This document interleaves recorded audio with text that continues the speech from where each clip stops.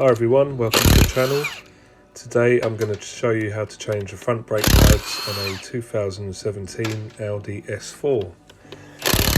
Okay, so obviously you need to remove the wheel. That's what we're doing here, 17mm wheel bolts. Get that out of the way. You can see the 6-pot caliper. That's what we're going to be removing today.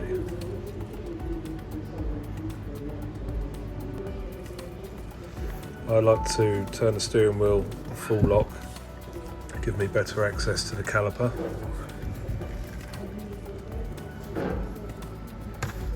Also open the bonnet and don't forget to remove the cap off the brake fluid reservoir, like so.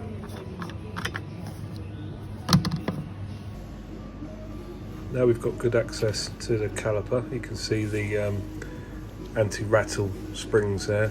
I actually found out later on we don't need to remove these, so you can skip this step and leave those present.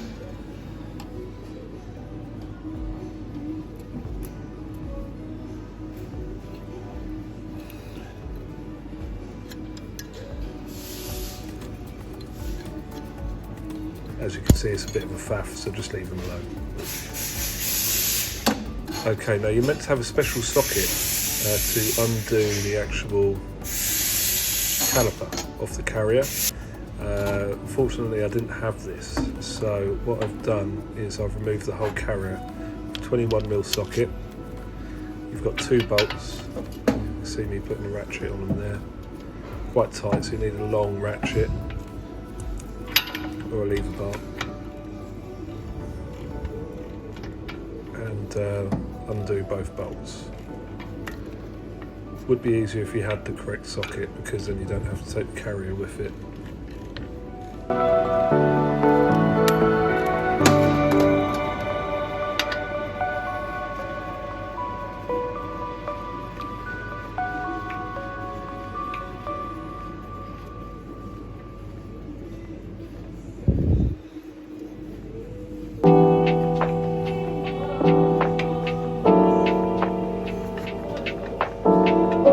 They're not ribs.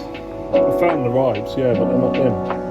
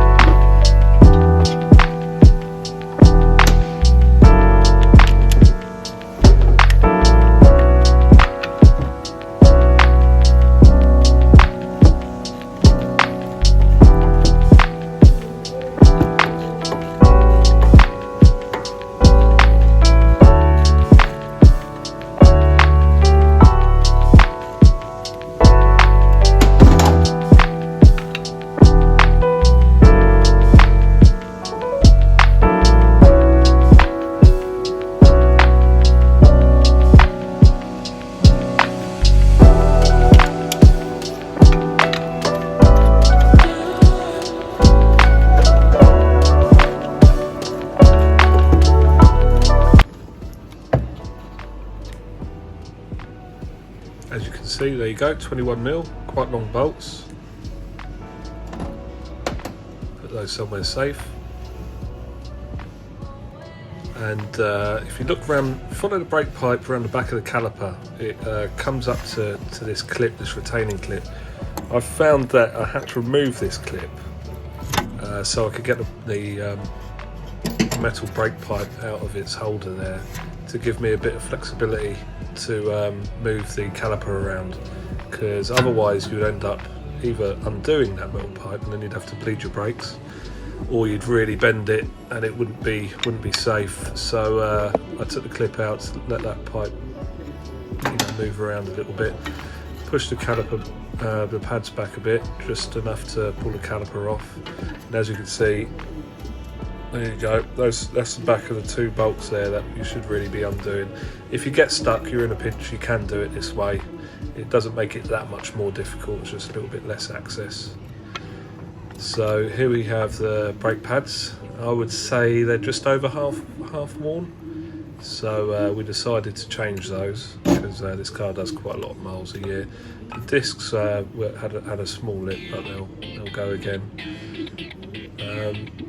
So we got a new set of front pads in for this.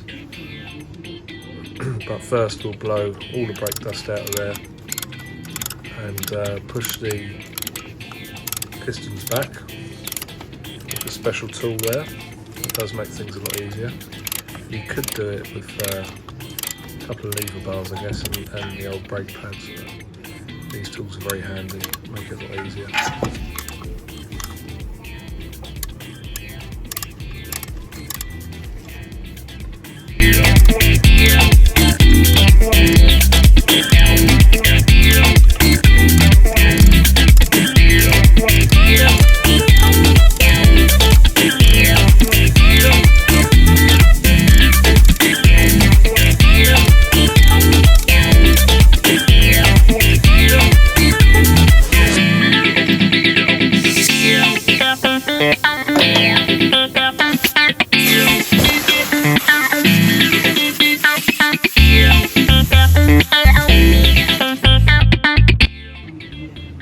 Okay, so time to install the new brake pads. We chose APEC for this particular car.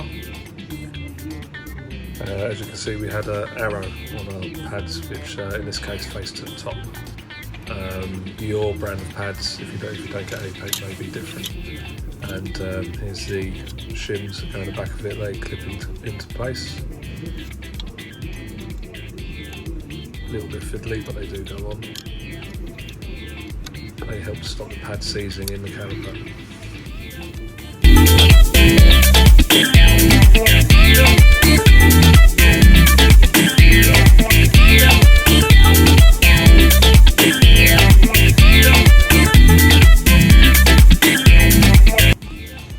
I like to keep everything well lubricated. I use Worth copper slip.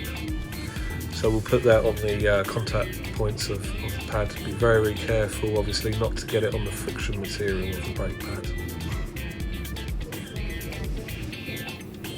Only the points that touch the carrier, that's the only place you really need to put it.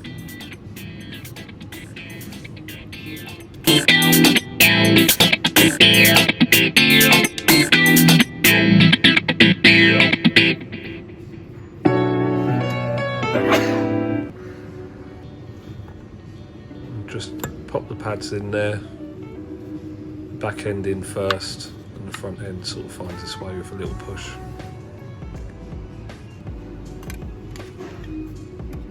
Same again for the second pad.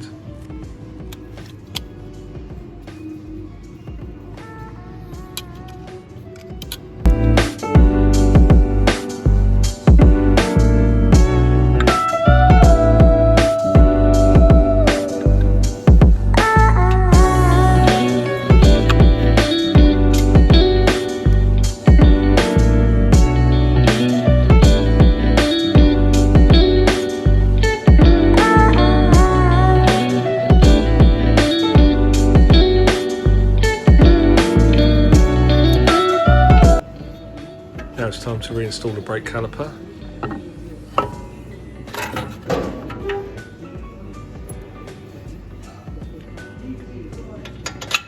I'll put the top bolt in first. Seems to be a bit more room to access that one. A little bit fiddly. I think I'll invest in that socket to remove the other two bolts for the next one.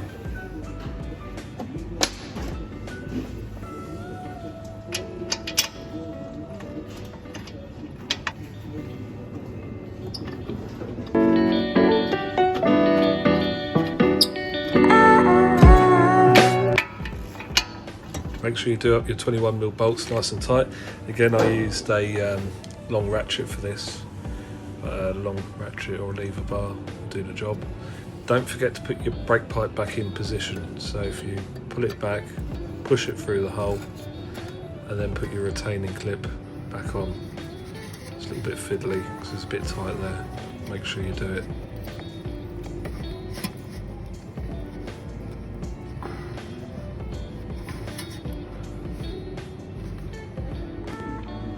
And that's it, guys. I won't show you the other side because it'll make the video too long.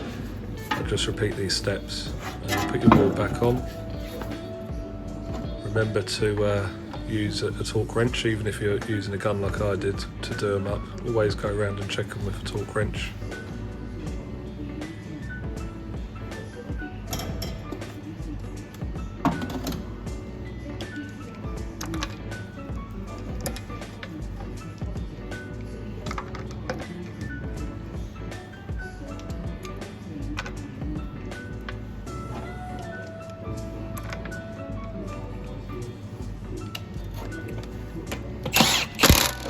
And don't forget guys, before you attempt to drive the car, remember to pump the brake pedal and get a nice hard pedal before you go anywhere. Thanks for watching, please like and subscribe.